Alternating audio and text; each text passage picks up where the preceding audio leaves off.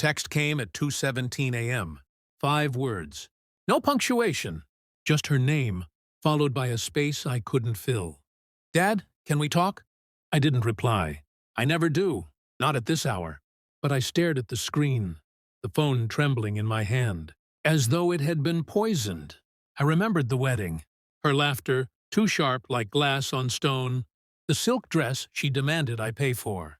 The way my ex-wife's eyes lingered on my wallet more than on me. I refused. She blocked me the same night. And now this. I counted the days.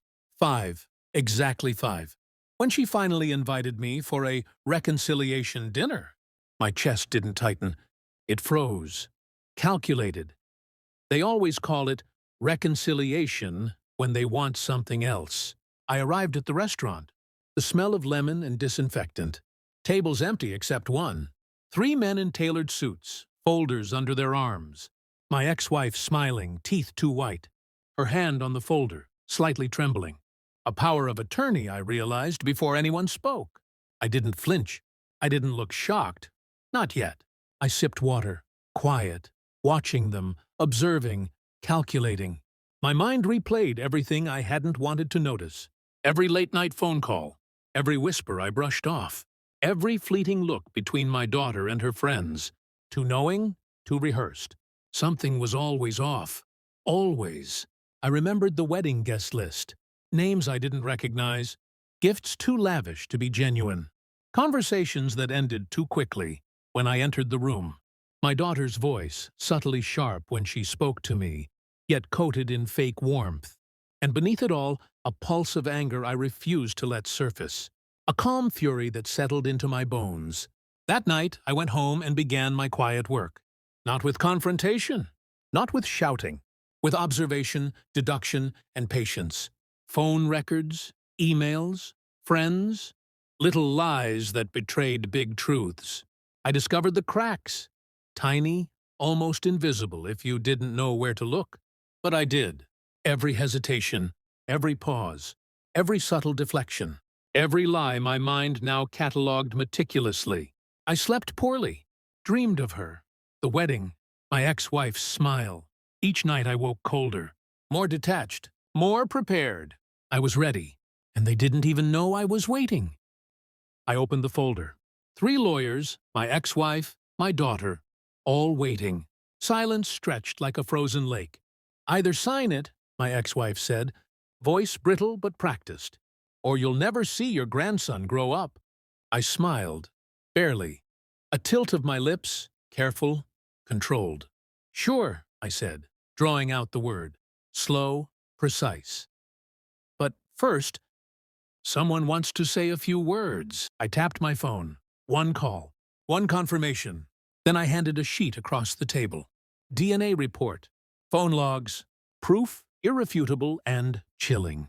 Their eyes widened, flicking between each other and me. "You," my daughter began. I held up a hand. Silence. The kind that suffocates. "I already know everything," I said. Flat, cold, calculated. Every lie. Every betrayal. Every night you whispered secrets that weren't meant for me. Every word meant to manipulate me into paying for your fantasy, while you hid your reality. My ex-wife's smile faltered. Her hands shook, brushing over the folder as if it were a fragile truth she could still mend. "I see why you wanted me here," I continued. "To intimidate, to force me into obedience with a paper and a threat. But threats are cute when you don't understand the scope of what you're asking." The room's air thickened.